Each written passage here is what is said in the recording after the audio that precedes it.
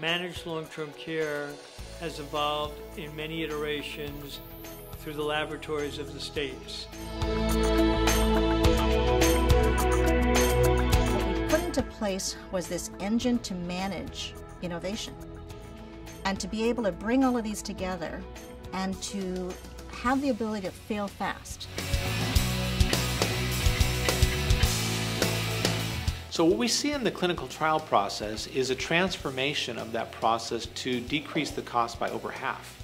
We see companies now that are saying, I can eliminate a lot of the transportation costs and hassles by having patients come to specific locations for clinical trials.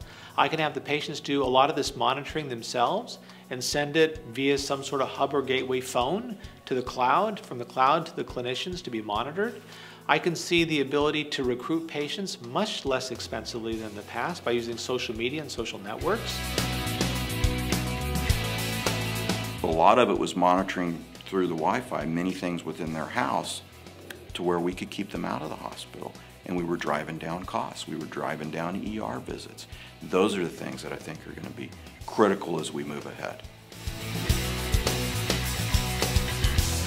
What we've seen with the transformation of these social, mobile, analytic, and cloud technologies is that the value in the device no longer is in the physical elements of the device, the electronics, the mechanics, the plastic and steel. The value increasingly becomes the information that comes off the device.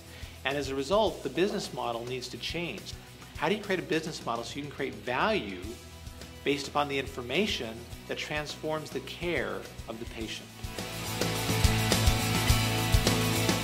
Transparency is a tough word. First of all, we've got to first understand what does it really cost us to produce a widget of care. I think we really don't know that. The other thing is, if we're transparent, what are the ramifications? You know, does that mean people who pay us now are going to pay us less because they think our prices are too high? Or is it really going to level the playing field for people around price transparency?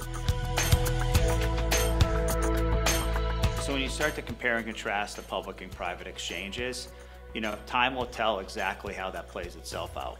So it's going to be an interesting debate over the coming months as to what employers do in terms of public versus private. And part of that is going to be the maturity of the private exchanges and what they can really do, what they can offer, and how they can compete.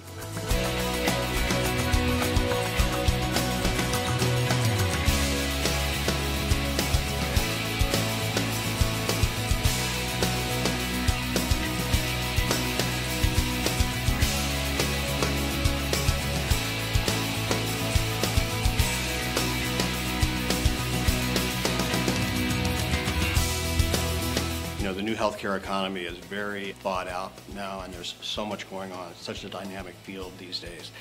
Some of the things that we're talking about at EmblemHealth and at Advantage Care Physicians have been around the importance of the consumer and the fact that the patient experience is the most important way to create stickiness of patients to the practice and to the health plan.